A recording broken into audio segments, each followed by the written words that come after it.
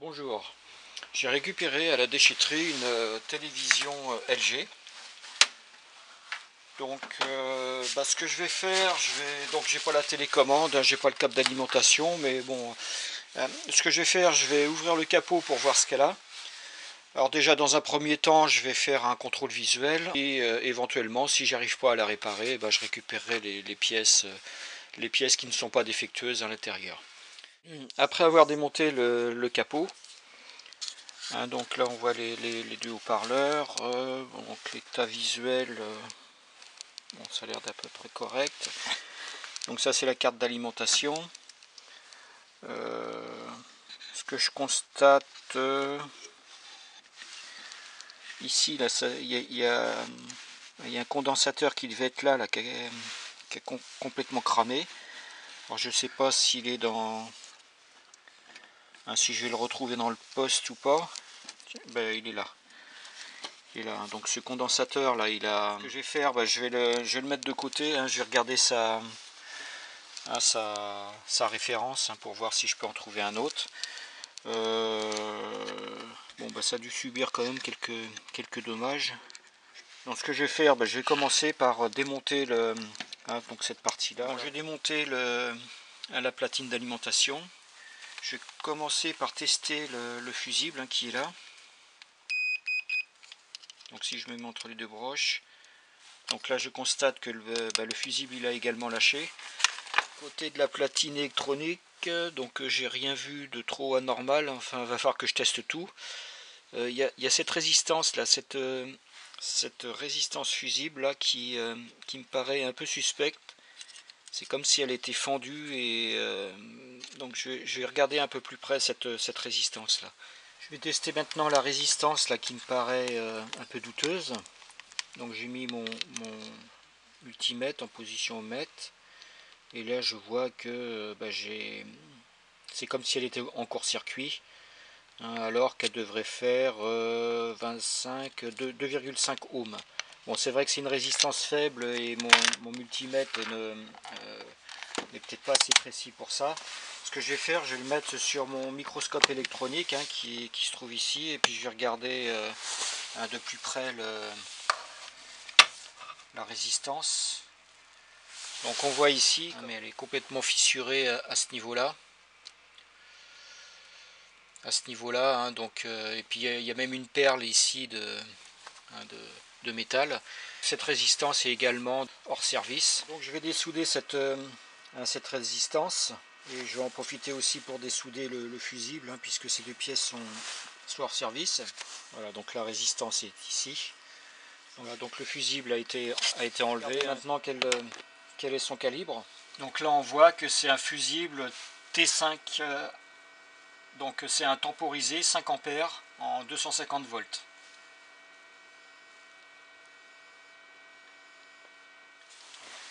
Donc ce que je vais faire là, je vais dessouder le transistor, la MOSFET. Donc j'ai pareil, hein, j'ai défait ici au niveau du radiateur la vis, hein, qui fixait. Et puis donc je vais dessouder le transistor.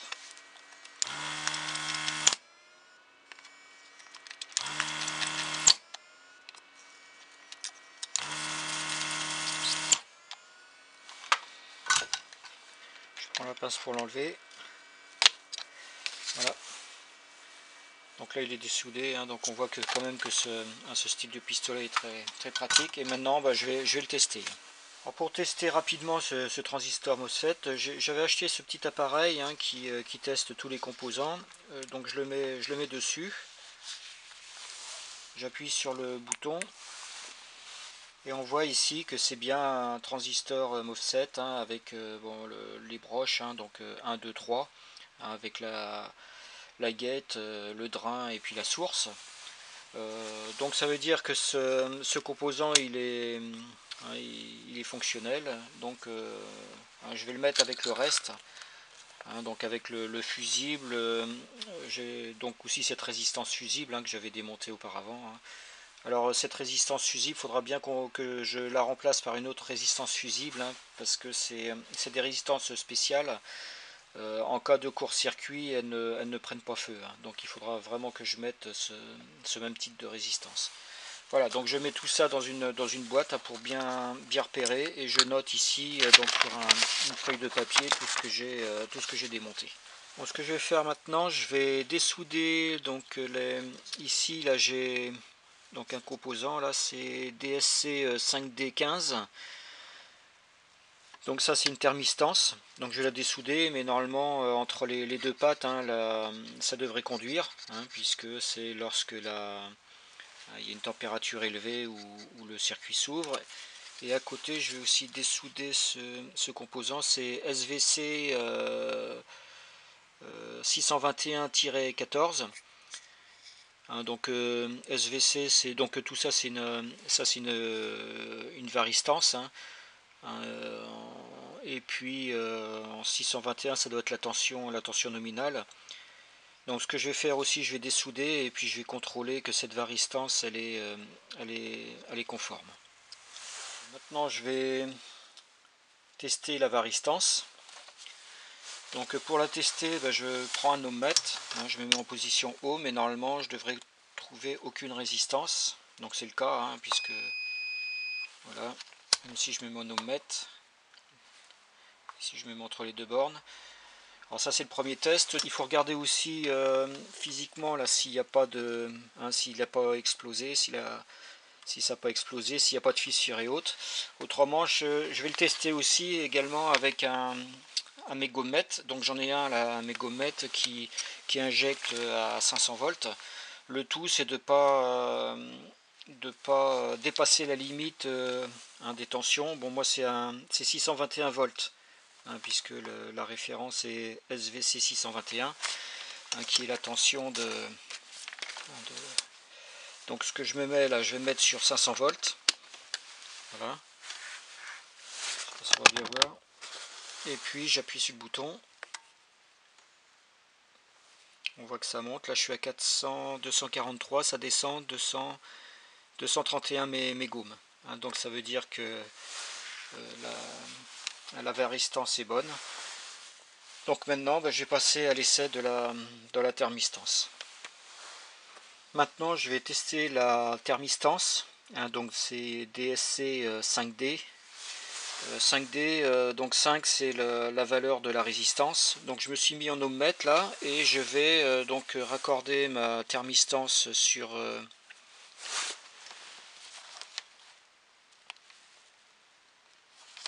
voilà. Donc on constate sur l'ohmmètre que j'ai à peu près 9 ohms. Et donc normalement c'est 5 ohms mais à 25 degrés. Là, il fait froid quand même en cette saison.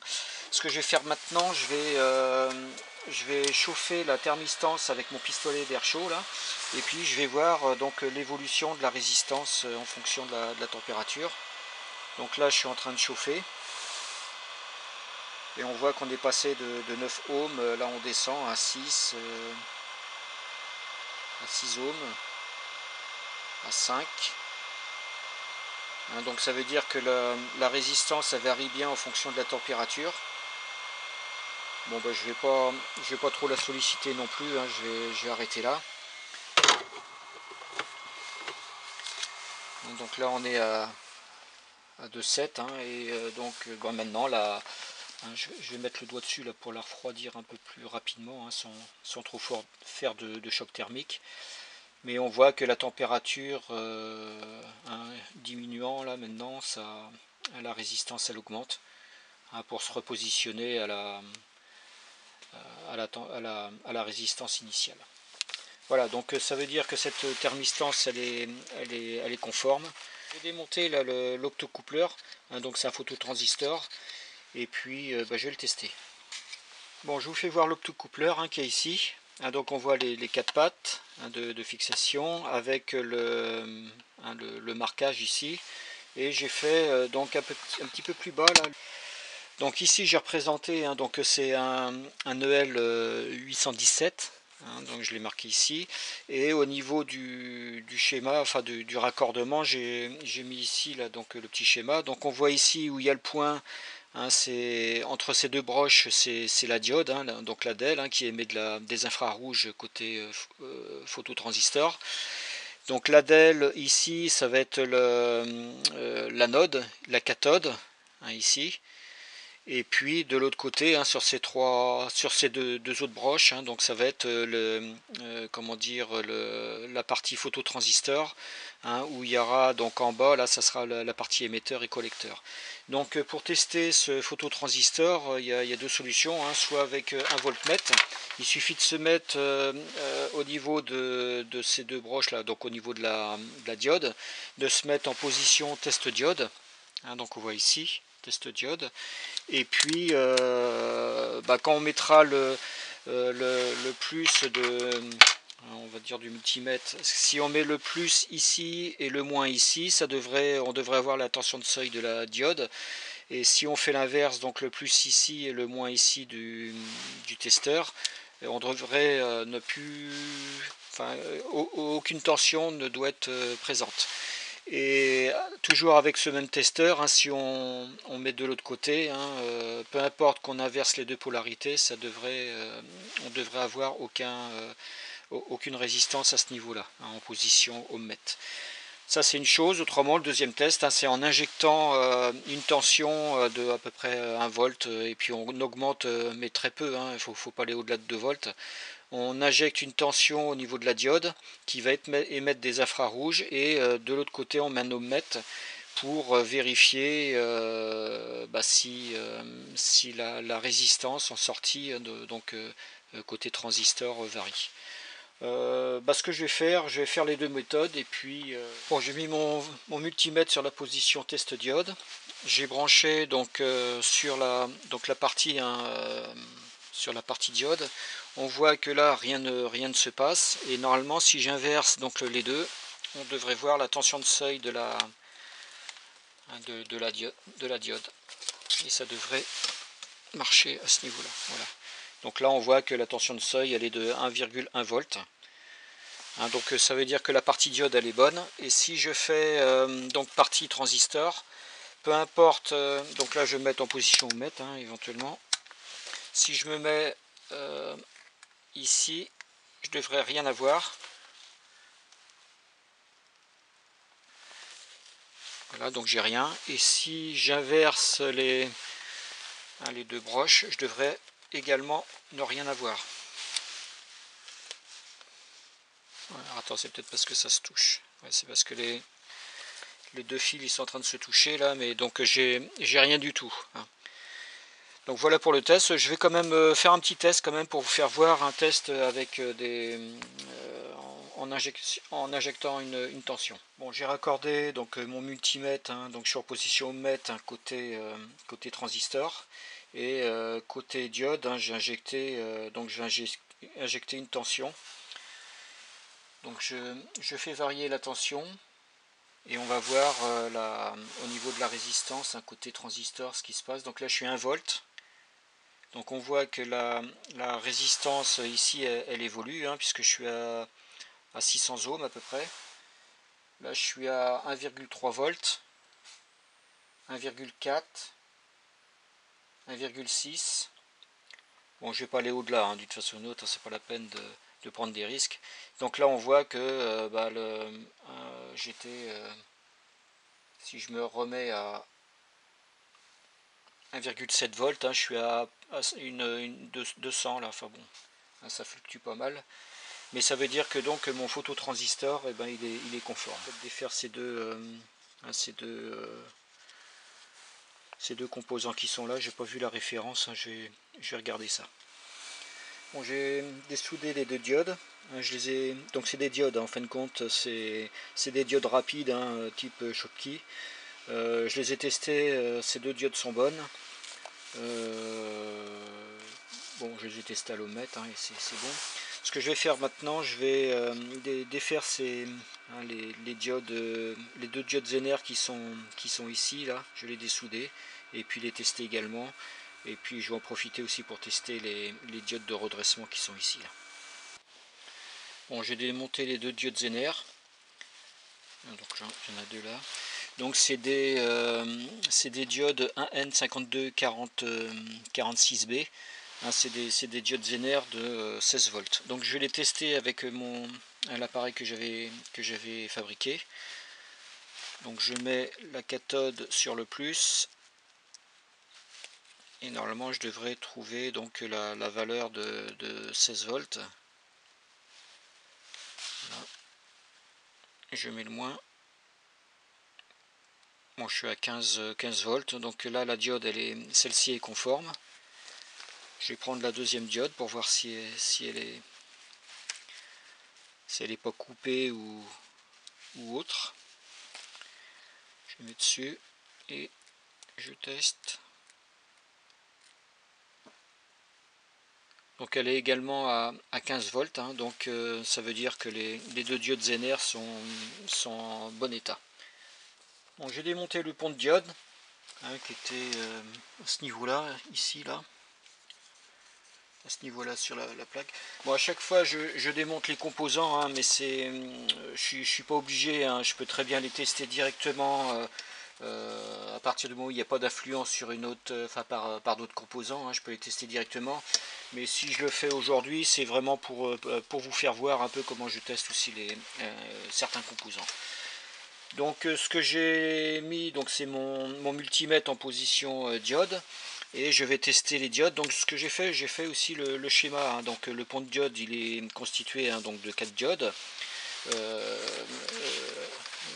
Comment dire, mis de cette façon.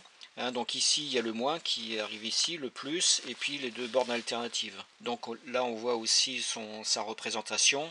Donc le plus ici, le moins à un côté droit, et puis les deux pattes au milieu, c'est l'alternative qui arrive. Donc à chaque fois que je mets donc mon multimètre, si je mets mettons entre le plus ici et le moins ici de mon multimètre, là normalement j'aurai rien du tout, hein, aucune indication sur mon multimètre. Et si j'inverse, hein, donc si je mets le plus ici, et ben donc ça passera ici, hein, et j'aurai donc la tension de seuil des diodes. Donc je vais commencer. Donc c'est à dire que si je mets ici mon plus ici et le moins, je devrais rien avoir. Et si je fais l'inverse, j'ai quelque chose. Voilà, donc j'ai la tension de seuil, hein, d'un volt, 1 volt 1. Et pareil côté alternatif, hein, donc si je mets entre là et le plus d'un côté, ça devrait je devrais avoir une tension de seuil, et de l'autre côté, voilà, donc là j'ai la tension de seuil, hein, qui est de 0,6 volts, et de l'autre côté j'ai rien du tout. À l'identique côté alternatif et moins, hein, je devrais avoir pareil, c'est à dire que d'un côté j'ai rien du tout. Par contre si j'inverse, je devrais avoir la tension de seuil d'une seule diode qui est de 0,6 volts. Voilà, donc c'est à peu près ça. Et si je mets donc entre l'alternatif, les deux bornes alternatives, donc au milieu là, normalement, peu importe le sens, hein, je devrais rien avoir. Donc voilà. Donc ça veut dire que ce pont de diode, hein, il fonctionne correctement. Je vais vous faire voir aussi un peu le circuit, hein, donc où j'en suis un peu. Hein, donc j'ai démonté quand même pas mal de composants, hein, que j'ai mis dans cette boîte, hein, mais j'ai bien identifié au niveau de cette feuille aussi pour savoir lesquels composants étaient bons ou pas bons. Donc je vais continuer à regarder. Bon, il y a certains composants que je ne démontrerai pas parce que je les ai testés, comme mettons les diodes ici, hein, si je me remets ici, hein, donc là ça devrait, je devrais rien avoir sur mon multimètre. Alors, je ne sais pas si on va bien voir, mais on verra pas. Donc là je devrais rien avoir, donc j'ai rien. Et si je me mets de l'autre côté, je devais avoir la tension de seuil de ma diode, hein, donc qui est bien de 0,6 volts. Donc certains composants, je ne vais pas les démonter, hein, parce que autrement ça va faire une vidéo qui sera assez longue. Je vais quand même vous donner quelques explications quand même sur ce circuit, hein. Donc ici il y a l'alimentation qui arrive ici, hein, et on voit, hein, qu'on regarde ici un petit peu en transparence, hein, on voit ici donc tout ce qui est partie, on va dire primaire, hein, donc haute tension, on va dire la partie secteur, hein. Et ce niveau-là, toute la partie secondaire hein, qui est où il y a une tension beaucoup moins forte. Entre les deux, eh ben, on voit qu'est-ce qui fait l'isolement. Hein. Ben, ici, on voyait à ce niveau-là l'optocoupleur hein, que j'avais démonté précédemment. Et ben, y a tous les systèmes de transformateurs aussi, et puis de condensateurs ici céramiques hein, qui participent à l'isolation galvanique tout en permutant quand même les signaux à ce niveau-là. Voilà, bon, bah, je vais continuer maintenant les recherches. Hein. Je vais contrôler avant de changer les trois composants qui pour l'instant sont hors service, hein, de voir s'il n'y avait pas d'autres composants qui sont également qui ont subi aussi des détériorations. Bon, maintenant je vais tester les petits condensateurs céramiques hein, qu'on voit ici. Donc pour information, là je me suis mis sur le calibre 2 nanofarad et on voit un affichage à 353, enfin 0,353. Ça veut dire que là ça fait 353 picots ou 0,353 nano. Pour identifier ce type de condensateur, hein, donc j'en ai mis deux là sur mon microscope électronique. On voit, bon, c'est 5D 102, alors ça doit être KN, et là 331K. Donc, comment savoir la valeur? En fin de compte, 102 c'est 1, 0 et 2 c'est le coefficient multiplicateur. Ça veut dire que ça fait 1000. Hein, 1, 0 et 2, 0, ça fait 1000. Et tout ça c'est en picofarad. Donc ça veut dire que ça fait 1000 picofarad. Pour celui-ci, donc c'est 331, donc ça fait 3, 3 et 1, donc coefficient multiplicateur, ça fait 330 picofarad, hein, qui fait donc 0,33 nanofarad. Donc voilà comment savoir la valeur. Hein. Et donc c'est un comme ça qui a explosé lorsque le circuit était pas bon, hein. Donc je sais qu'il faut que je le remplace par un 330 pico qui équivaut à 0,33 nano. Voilà pour ça. Bon, bah, je vais arrêter là de démonter, hein. C'était surtout pour vous faire voir un peu tous les appareils que j'utilise hein, pour savoir si les composants sont bons.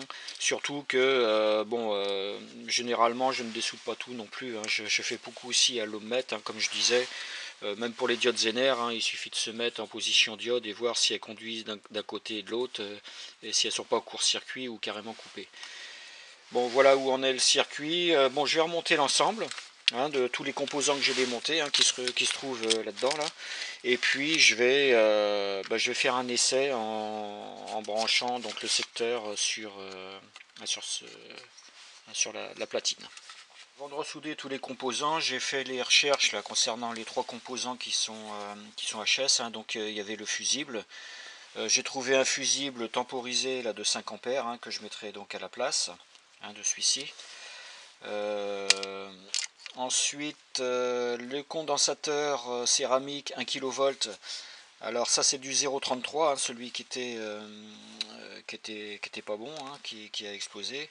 Et dans mes boîtes, moi j'ai trouvé que du 0,22 nano hein, en 1 kV. Donc je le mettrai en place provisoirement. Hein, d'une façon ou d'autre, je vais essayer après la platine. Et suivant le résultat, je rachèterai un condensateur à l'identique. Et côté résistance, hein, pareil, donc là c'est une 2,5 ohms. Et j'ai trouvé une résistance bobinée là, de puissance de 2,7 ohms que je mettrai provisoirement à la place. Hein, et suivant, comme je disais auparavant, suivant le résultat, je rachèterai après les composants si nécessaire. Bon, je vais remonter tout l'ensemble. Bon, ça y est, j'ai remonté tous les composants, hein, j'ai tout ressoudé. J'ai mis aussi un porte-fusible ici avec un fusible temporisé de 5 ampères. J'ai mis mon petit montage là hein, qui va être en série avec l'alimentation. Hein, c'est en cas de court-circuit côté alimentation, c'est pour éviter de faire déclencher mon disjoncteur. Donc là, je vais faire un essai de mise sous tension. Voilà, bon, pour l'instant tout se passe bien. Je vais commencer à prendre quelques tensions. Bon, après avoir vérifié certaines tensions côté primaire hein, du module d'alimentation, donc j'ai remonté le module d'alimentation sur la télé Et je vais remettre sous tension donc un bal ensemble.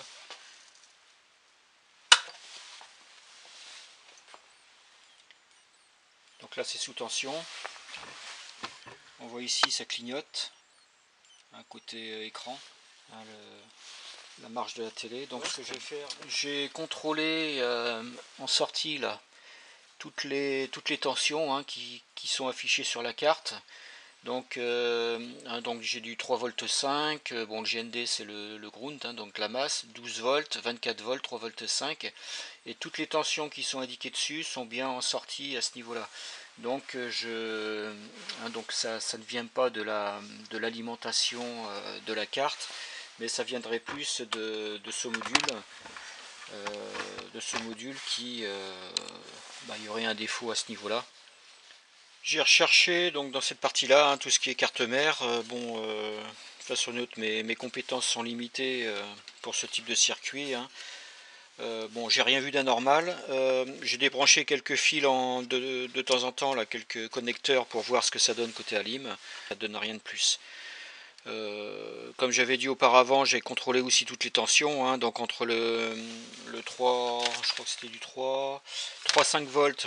3,5 volts, 12 volts et 24 volts, hein, donc toutes les tensions sont bien en sortie, hein, donc je ne mets pas en cause la carte d'alimentation. Bon, là où j'en suis, ce que je vais faire, je vais démonter carrément le panneau et puis je vais essayer de voir à l'intérieur côté LED s'il n'y a pas un problème, hein, mais bon, je ne vais pas trop m'agacer dessus non plus. Bon, avant de démonter quand même, je vais faire un petit test.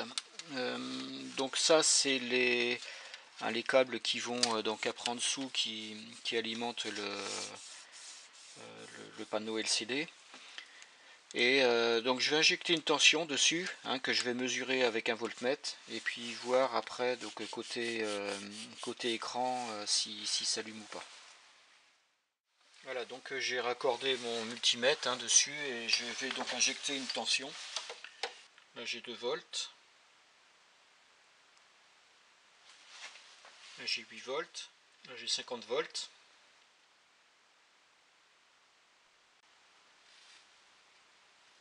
Et là on voit l'écran qui commence à s'allumer.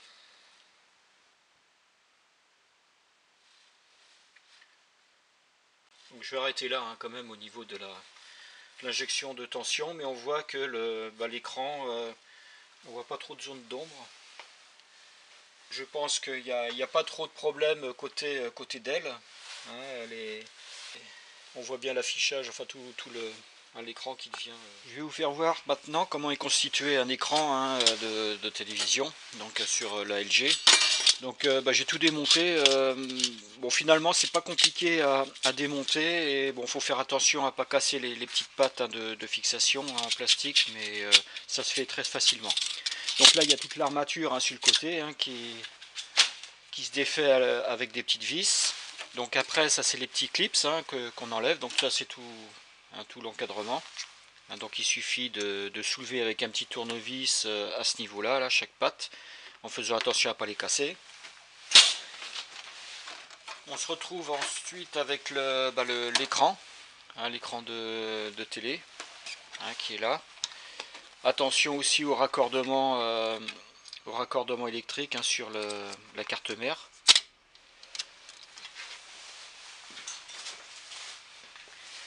Et ensuite il y a tout un tas de... donc là c'est aussi l'encadrement, hein, un autre encadrement là qu'il faut enlever avec toutes les petites pattes là, de fixation. Comme je disais, il faut faire attention à ne pas les casser. Et ensuite, il y a tout un tas de films hein, qui sont superposés, hein, les uns après les autres, avec même cette plaque là. Donc ça c'est les plaques réfléchissantes. Là. Bon, ce style de plaque là, c'est une sorte d'époxy là que je garderai éventuellement. Et puis après, donc en dessous, on se retrouve avec donc un système là. Donc ça c'est un petit centreur qui se mettait ici là. Hein, ici. Alors pour l'enlever, il suffit de le tourner, parce que là il est bloqué, il suffit de le tourner un peu et puis de tirer dessus. Hein, donc ça, attention, c'est quand même assez fragile. Et ensuite, il y a donc le fond hein, du téléviseur, hein, qui est une sorte de plastique réfléchissante. Hein, et à chaque trou, c'est les DEL qui sont, hein, qui sont dessus. Hein, donc bon, je vais maintenant injecter avec les pointes de touche, hein, donc plus et moins. Je vais mettre donc à peu près à 25 volts en continu. Et je vais injecter à ce niveau-là hein, chaque bande de LED. Je vais injecter la tension de 25 volts, hein, donc ici c'est marqué moins et ici c'est marqué plus hein, au niveau des polarités. Et bah, je vais vérifier que toutes les LED fonctionnent bien. Donc je mets le moins ici, le plus ici, et là on voit que toutes les DEL sont allumées. Je fais pareil sur la deuxième bande. Donc c'est pareil. Et la troisième. Voilà. Donc on voit que toutes les DEL s'allument. Voilà, bon bah ça, si j'ai fait cette démonstration, c'est juste pour à titre d'information, hein, mais dans tous les cas, je ne garde pas la télé. Ça peut être utile hein, pour savoir que les bandes de LED peuvent être remplacées. Voilà, bon bah écoutez, je vous souhaite à toutes et à tous une bonne journée. Au revoir.